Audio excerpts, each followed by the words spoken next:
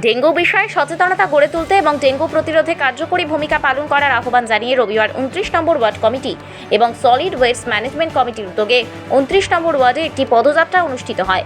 Word কমিটির কার্যালয়ের সামনে থেকে পদযাত্রা শুরু হয়ে বিভিন্ন এলাকা পরিক্রমা করে।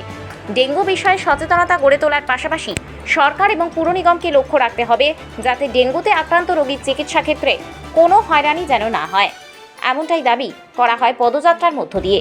পাশাপাশি ডেঙ্গু মুক্ত শিলিগুড়ি এবং ডেঙ্গু মুক্ত ওয়ার্ড করতে সকলকে এগিয়ে আসার আহ্বান জানান ওয়ার্ড কাউন্সিলর শরদিন্দু চক্রবর্তী।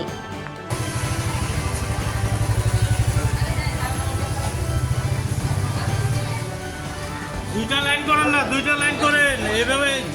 কাছে আমাদের আবেদন, 29 নম্বর ওয়ার্ডের নাগরিকদের কাছে আমাদের আবেদন, কোথাও জমা জল দীর্ঘদিন ধরে পড়ে থাকতে দেবেন না। পরিশ্রুত পরিষ্কার জলে ডেঙ্গু প্রাদুর্ভাব হতে থাকে। আপনাদের জনসাধারণের কাছে আমাদের আবেদন, পরিষ্কার পরিচ্ছন্নতায় আমাদের কর্মীরা যেরকম আপনাদের পাশে থাকে তেমনই আপনারাও তাদেরকে সহযোগিতার হাত বাড়িয়ে দিন। 29 নম্বর ওয়ার্ড কমিটি, 29 নম্বর ওয়ার্ডের সলিড ম্যানেজমেন্ট কমিটি, 29 নম্বর ওয়ার্ড এবং 29 নম্বর ওয়ার্ডের সলিড জমা জলে এই সচেতনতা আমাদের গড়ে তুলতে হবে। আসুন